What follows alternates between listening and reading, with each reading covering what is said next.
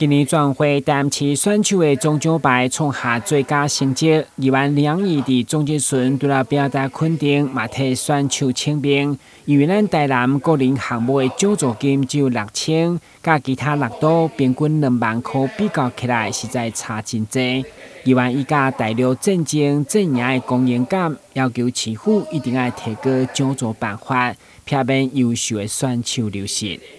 你有选手出去是中国比赛，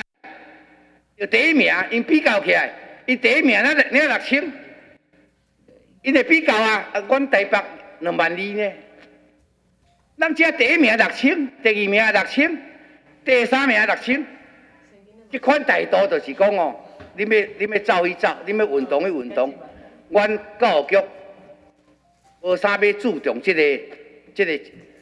体育啊。我希望咱教育局长呢，经营伊唔变都唔变无要紧，你做局长爱市场反映，这款奖励办法呢，完全对别县市拢袂对，这唔好啦。有啦，咱改善足济呢，咱市长也足支持啊，所以咱甲议做报告啦。我知影你足关心，啊，咱金牌哦，全国运哦，咱过去25万金牌，啊，今年咱这届吼是提升到30万，